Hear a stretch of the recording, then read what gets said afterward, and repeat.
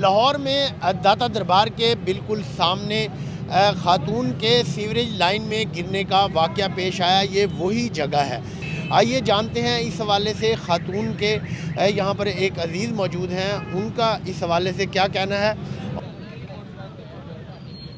वो रिक्शा लगा के गए हैं, फिर वापस जब आए हैं ना तो उसने कहा आप साइड पे ले जाएं।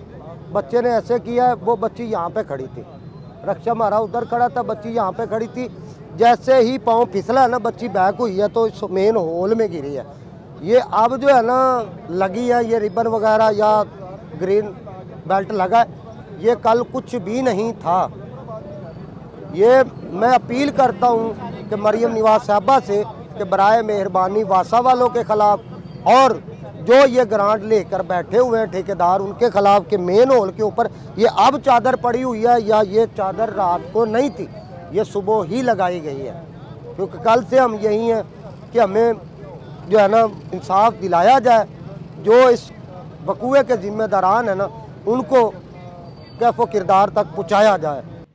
और रेस्क्यू के जो एहलकार यहाँ पर काम कर रहे हैं, ऑपरेशन में मसरूफ़ हैं, उनसे जानते हैं कि इस हवाले से अभी तक क्या पेशरफ्त हुई है। ये क्योंकि जो भी सीवरेज में बॉडी जाती है तो वो ऑलमोस्ट उसी जगह से ही मिलती है, क्योंकि सीवरेज का आपको पता है कि फ्लो ज़्यादा नहीं होता, तो सीवरेज की हमें मैक्सिमम 100 फुट के अंदर अंदर जाके हमें बॉडी मिल जाती है।